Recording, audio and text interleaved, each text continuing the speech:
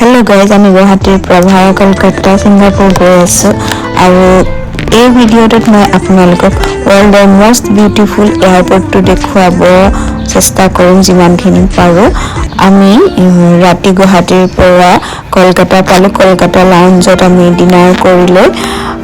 তাৰ পিছত আমি সিংগাপুৰলৈ বুলি ফ্লাইটত উঠিব গলো আৰু ফ্লাইটতো আমাৰ খানা আছিলে অলপ so here খাই মিলি আমি সিংগাপুৰ এয়াৰপৰ্ট পালোগৈ আৰু ইমান ধুনীয়া এয়াৰপৰ্ট হয়।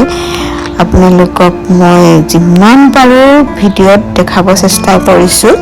আপোনালোকে চাই যাব ভিডিঅ'টো শেষলৈকে। ডিপাৰ্চাৰ হলতে এটা 4 story ডিজিটেল ৱাটাৰফল আছে যোনটো টুৰিষ্ট এট্ৰেকচন হয় ট্ৰেভেলাৰ্ছ বিলাকৰ কাৰণে। কিমান ধুনীয়া হয় চাওকচোন। এনেকুৱা এয়াৰপৰ্ট আজিলৈকে মই দেখা নাই। ইমান ট্ৰেভেল কৰিছো যদিও ওয়াও মানে আমি চাংগি এয়াৰপৰ্টতে ট্ৰেইনত উঠি লৈ পেলাই জুৱেল গৈ আছো আৰু তাতেও আমি বহুত ধুনীয়া ধুনীয়া কিছুমান এট্ৰেকচন আছে।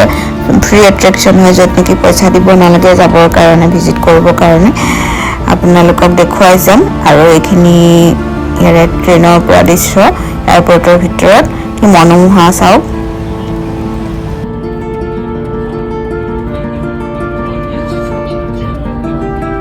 একচুৱেলি ইমান ধুনীয়াকৈ এয়াৰপৰ্টটো সজোৱা আছে মানে এয়াৰপৰ্টটোতে চাবলৈ ঢেৰ কিবা কিবি আছে আৰু ইয়াতে আমিও কি হৈছেনো বুলি গৈ পেলাই 1-2 মিনিট চালো।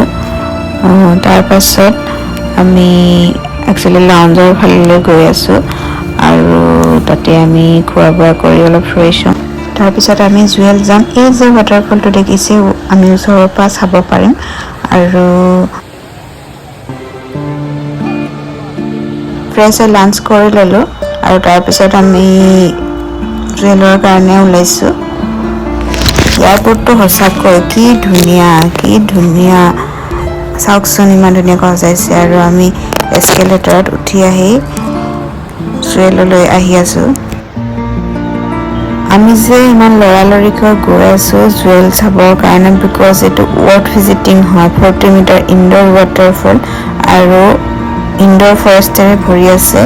আগতে কেতিয়াও ক'তো কোনো এয়াৰপৰ্টত এনেকৈ দেখি পোৱা নাই। কি ধুনীয়া হয় আপোনালোকে চাওকচোন কি ধুনীয়া।